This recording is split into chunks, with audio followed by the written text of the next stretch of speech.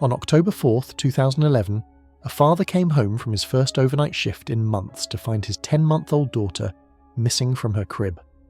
The front door was unlocked, lights blazed throughout the house, and 3 cell phones had vanished along with baby Lisa Irwin. What followed was one of the most controversial missing child cases in American history. The mother had consumed an entire box of wine that night, too drunk to remember if she'd even checked on her baby. A known criminal was seen near the house carrying a child. Witnesses reported screams in the darkness, but after 14 years of investigation, the truth remains buried somewhere between a mother's blackout and a predator's silence. This is the story that made an entire nation question everything they thought they knew about protecting children. Lisa Renee Irwin was born November 11, 2010, in Kansas City, Missouri.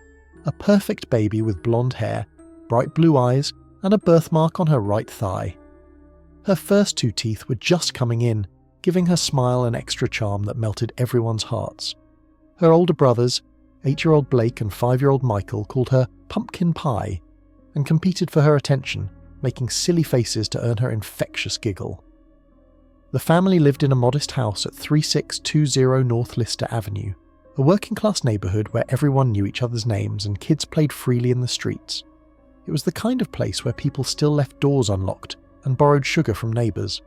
But beneath this suburban tranquility, cracks were already forming that would soon shatter everything. Lisa's mother, Deborah Bradley, was 25 years old and technically still married to another man, a military serviceman named Sean Bradley. The reason for the lingering marriage was embarrassingly simple. Divorce cost $300, money the family couldn't spare. This detail alone painted a picture of their financial desperation. Deborah worked part-time at a daycare, though she'd recently lost that job. Friends described her as attention-seeking, someone who needed to be the centre of every gathering. The father, Jeremy Irwin, was 29, an electrician who worked long hours to keep the family afloat. He wasn't Lisa's biological father, but had raised her as his own from birth. Jeremy had custody of his son Blake from a previous relationship after the boy's mother lost parental rights in 2008. Together with Michael, Deborah's son from her marriage, they'd created a blended family held together by necessity more than stability. Money was perpetually tight. The electricity had been shut off multiple times for non-payment. They'd borrowed from relatives just to keep food on the table. Yet somehow, on October 3rd, 2011, Deborah found $40 for a box of wine. That purchase would become one of the most scrutinised decisions in the case, raising questions about priorities and parental judgment that haunted the investigation. That particular Monday started ordinarily enough. Jeremy came home for lunch around 2:30 p.m, spending time with the kids before his unusual overnight shift. It was the first time in months he'd worked through the night, installing lighting at a new Starbucks location. The timing of this rare overnight shift would later seem like more than coincidence to investigators. Around 4:30 p.m, Deborah went to Festival Foods with her brother Phil Netz. Security cameras captured them purchasing baby food, diapers, and that fateful box of Francia wine. The $40 price tag represented nearly half a week's groceries for the struggling family, but Deborah seemed to have her priorities. She'd later claimed she bought it to share with a neighbour, though she'd end up drinking most of it herself. What makes this timeline even more disturbing is what investigators discovered weeks later. A month before Lisa's disappearance, Child Protective Services had received an anonymous tip about the Lister Avenue home. The caller reported a baby crying excessively at night, and parents who seemed overwhelmed and possibly negligent. A social worker had written up the complaint and scheduled a home visit, but overwhelming caseloads meant it kept getting postponed. That visit never happened. At 5:30 p.m, Jeremy left for work, kissing Lisa goodbye as she sat in her high chair eating dinner. He wouldn't see his daughter again. Deborah was now alone with the 3 children, a box of wine, and no functioning cell phone. The family's phones had been restricted due to unpaid bills, though they could still receive incoming calls. Around 6:40 p.m, Deborah put Lisa to bed in her crib. The baby wore purple shorts and a shirt with white kittens on it. She was clutching her favourite blanket and a glowworm toy that lit up when squeezed. Deborah would later give conflicting accounts about whether she ever checked on Lisa again that night. Sometimes she claimed she looked in around 10:30 p.m. Other times she admitted she never went back after 6:40 p.m. Neighbour Samantha Brando arrived around 7 p.m. with her 4-year-old daughter. The The two women sat on the front stoop smoking cigarettes and drinking wine while their children played. What started as a casual evening quickly descended into heavy drinking. Deborah would later admit to consuming between 5 and 10 glasses of wine. Samantha confirmed they finished the entire box in about 4 hours. As the wine flowed, Deborah's memory became increasingly unreliable. She couldn't remember if she locked the front door, couldn't recall if she turned off the lights, couldn't even say definitively when she went to bed. The boys were supposedly in their room playing video games, though 5-year-old Michael would later end up in Deborah's bed at some point during the night. Samantha left around 10:30 p.m, noting that Deborah was extremely intoxicated. She'd later tell police that her friend could barely stand and was slurring her words badly. Yet this was the person solely responsible for 3 young children, including a helpless infant. After Samantha left, the house descended into darkness, both literally and figuratively. The neighbourhood was quiet that night, but not entirely peaceful. Multiple residents would later report hearing a high-pitched scream around 12 a.m, though none called police. "I thought it was just teenagers messing around," one neighbour explained. Another saw a man walking down the street around 12:30 a.m, but couldn't make out details in the darkness. These fragments would torment investigators for years. At 11:57 p.m, something crucial happened. One of the family's supposedly restricted cell phones made an outgoing call lasting 50 seconds. The call went to Megan Wright, a woman Deborah had programmed into her phone but barely knew. Wright lived nearby and would later claim she never answered the call, didn't even hear it ring. But here's where it gets strange. Wright's ex-boyfriend was a drifter named Jersey, who had a history of breaking into homes. John Jersey Tanko was well known to local police. He had multiple arrests for burglary, and had been caught lurking near a daycare centre just weeks earlier. Neighbours had complained about him watching children at playgrounds. He knew the neighbourhood intimately, often doing odd jobs for cash. Most disturbingly, his preferred method of entry was through windows, and he was known to case houses where children lived. Jeremy arrived home at 3:58 a.m, exhausted from his overnight shift. The first thing he noticed was the front door, unlocked and slightly ajar. This immediately set off alarms. Deborah was paranoid about locking up, especially when Jeremy worked late. Inside, lights were on everywhere: living room, kitchen, computer room. It looked like someone had left in a panic or been interrupted. The computer room window screen was pushed out, creating an opening large enough for a person to climb through. But there were no footprints in the dirt below, no disturbance of the dust on the windowsill. It looked staged, like someone wanted it to appear as an entry point without actually using it. Even more bizarre, a stray cat was sitting on Jeremy and Deborah's bed, an animal they'd never seen before. Jeremy checked on the boys first. Blake was asleep in his bed. Michael curled up next to Deborah, who was passed out cold. The smell of alcohol was overwhelming. Then Jeremy went to Lisa's room. The door, always kept closed to muffle noise, stood wide open. The crib was empty. Lisa's blanket lay rumpled, her glowworm toy on the floor. "Where's Lisa?" Jeremy shook Deborah awake. She was confused, still drunk, unable to process what he was saying. "Where's Lisa?" he kept repeating, louder each time. Deborah stumbled from bed, searching the house frantically. They looked under beds, in closets, in the basement. Jeremy ran outside, calling Lisa's name into the darkness, though she was too young to respond. When they tried to call 911, they discovered all 3 cell phones were missing. Only Jeremy's work phone, left in his truck, was available. At 4:06 a.m, Deborah made the call that would change everything. "My baby's been kidnapped." Police responded within minutes, initially treating it as a possible wandering child case. But as they surveyed the scene, disturbing details emerged. No signs of forced entry besides the suspicious window screen. No struggle in Lisa's room, no barking from the family dog, which typically went crazy at strangers. The scene felt wrong, staged, incomplete. The burned clothes discovered in a dumpster 3 blocks away added another horrifying dimension. A resident had called in a fire around 2:30 a.m. When firefighters extinguished it, they found remnants of purple fabric, possibly matching Lisa's outfit. But the items were too damaged for DNA testing, leaving investigators with more questions than answers. Multiple witnesses came forward with sightings of a man carrying a baby that night. Mike Thompson saw him around 12 a.m. near the Irwin house. Tall, thin, carrying an infant wearing only a diaper. Another couple spotted the same figure around 12:30 a.m. walking purposefully but not running. A third witness claimed to have seen someone emerge from the woods carrying a baby around 3 a.m. The witnesses' descriptions matched Jersey Tanko remarkably well. Motorcycle rider Michael Roberts was so certain he'd seen Jersey that he called police immediately after seeing news reports. But when investigators brought Jersey in for questioning, he had an alibi. He'd been drinking at a house several miles away with multiple people confirming his presence. Within 48 hours, the investigation took a dark turn. Instead of focusing on Jersey or other suspects, police zeroed in on Deborah.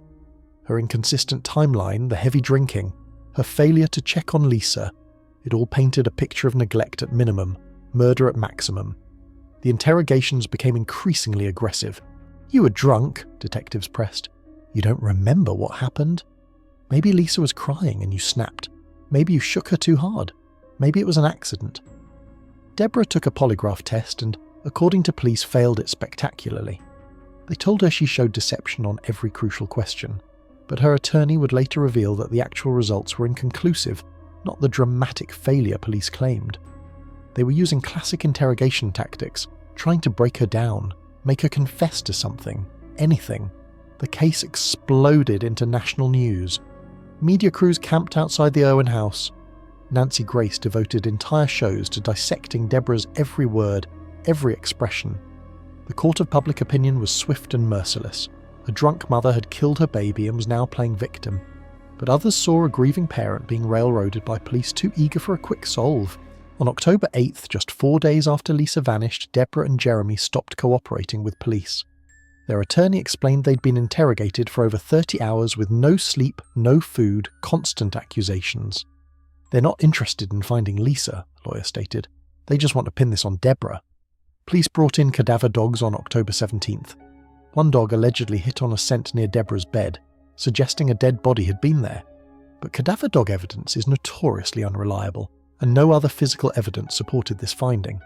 No blood, no DNA, no sign of trauma anywhere in the house. Still, it was enough for police to double down on their theory. The mysterious phone call to Megan Wright became a crucial puzzle piece. Wright admitted she'd dated Jersey on and off, but insisted she hadn't seen him that night, hadn't answered the call. But phone records showed the call lasted 50 seconds, too long for just ringing. Someone had answered. Wright would later change her story multiple times, creating more confusion. Jersey himself was a study in contradictions. He had a solid alibi, but also a history that fit perfectly. He knew the neighbourhood, had been seen near the Irwin house before, and had a pattern of crimes involving children. When questioned, he was evasive and nervous but never cracked. Police couldn't place him at the scene despite multiple witness sightings.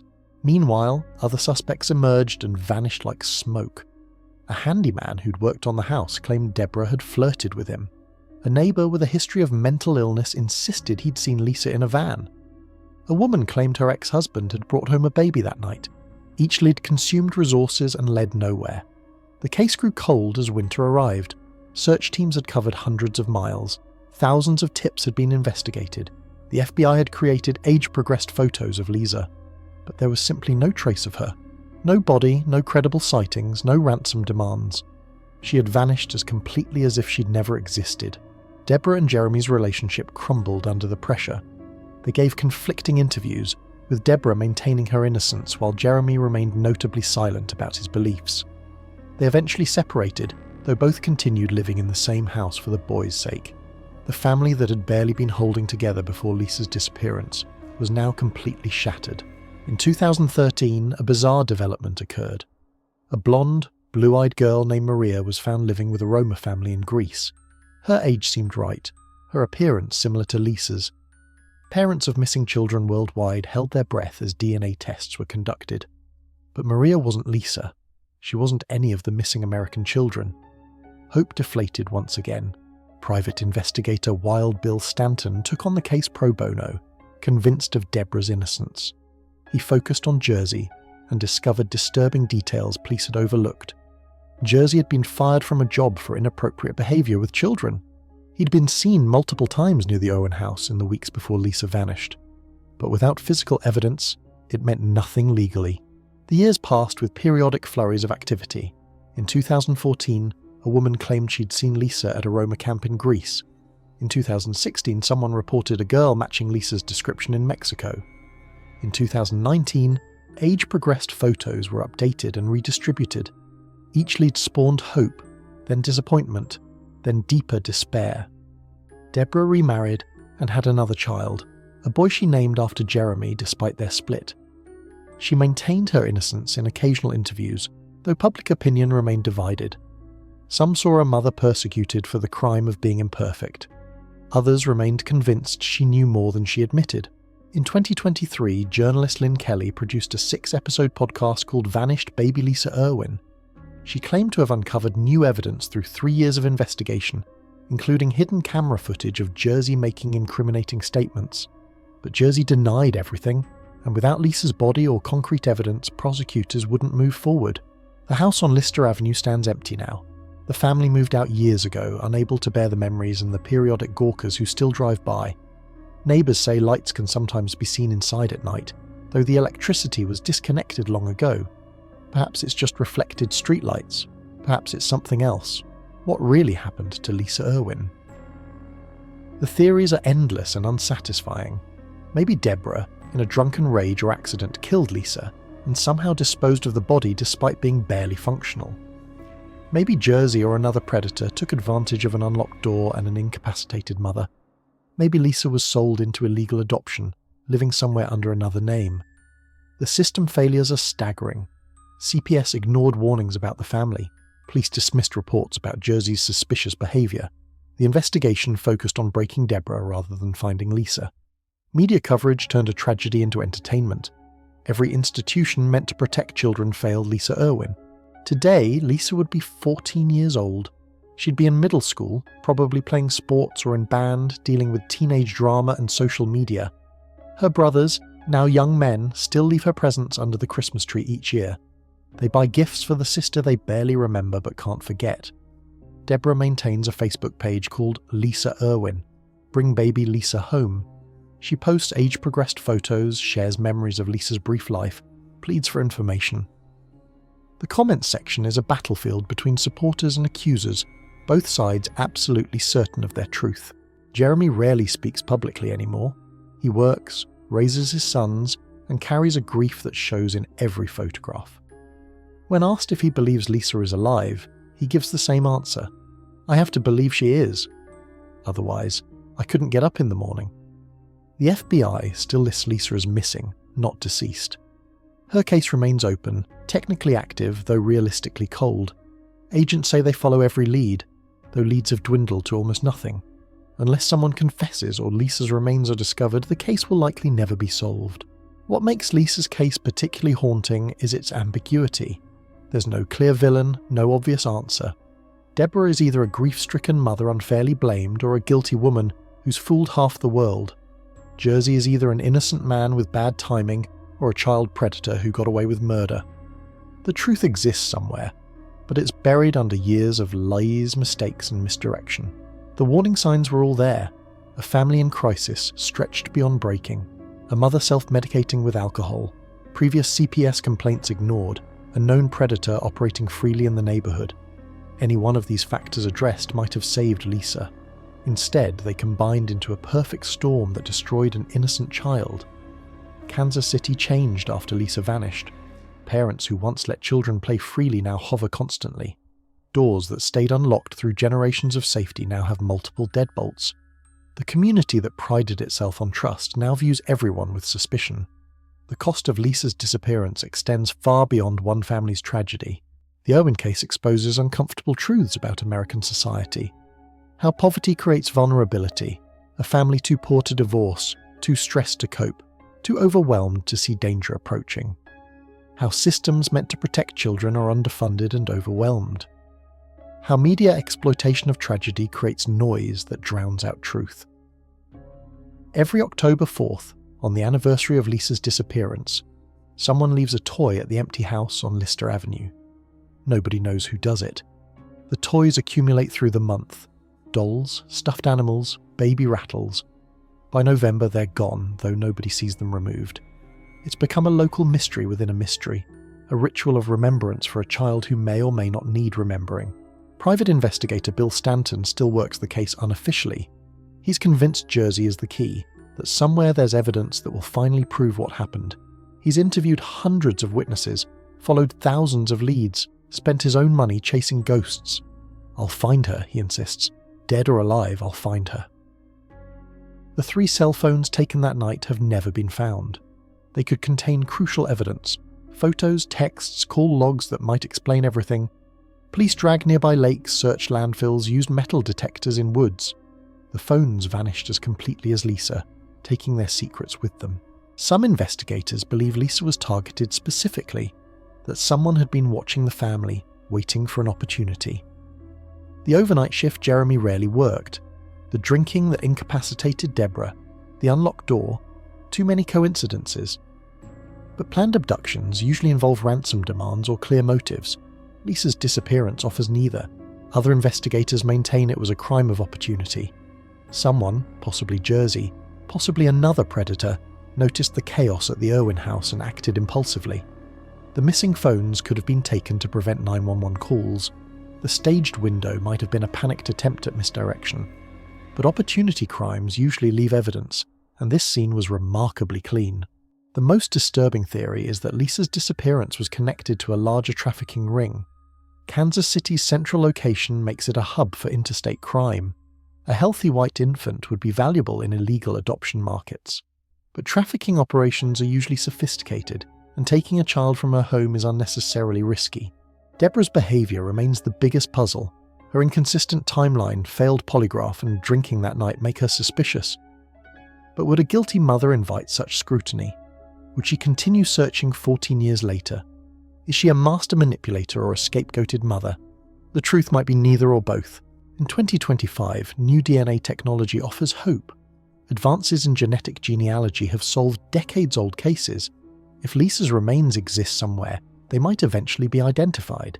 If she's alive, living under another identity, a random DNA test could expose the truth.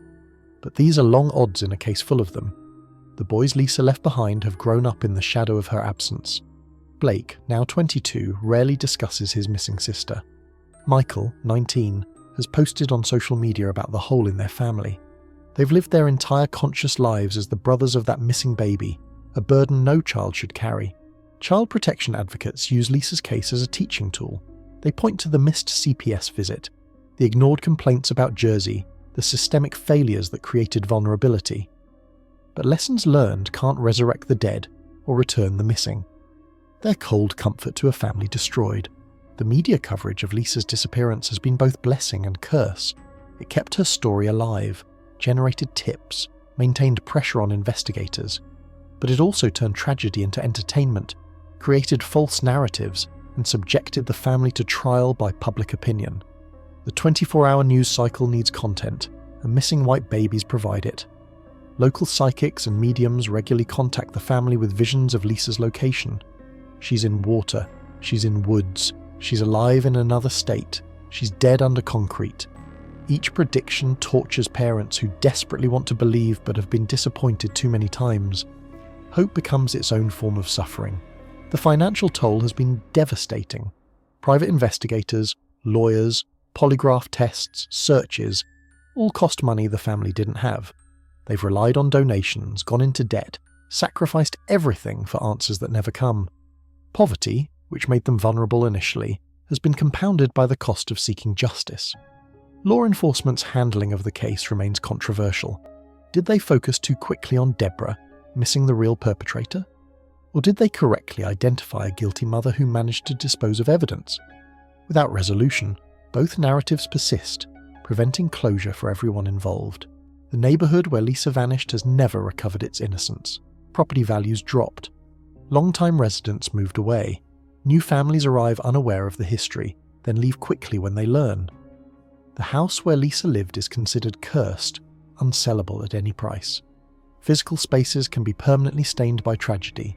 October in Kansas City now carries a weight it didn't before. Parents hold children tighter. News stations run anniversary segments. Someone always calls in a tip about a blonde teenager who might be Lisa. The cycle of hope and disappointment continues, as reliable as autumn leaves falling. The truth about Lisa Irwin may never be known. Too much time has passed. Too many mistakes were made. Too many lies were told by too many people. But somewhere, the answer exists, in someone's conscience, in buried remains, in a woman who doesn't know she was once baby Lisa. Truth has a way of surfacing even after decades. Until then, Lisa remains frozen at 10 months old, forever a baby with 2 new teeth and a glowworm toy. Her brothers age, her parents grey, the world moves on.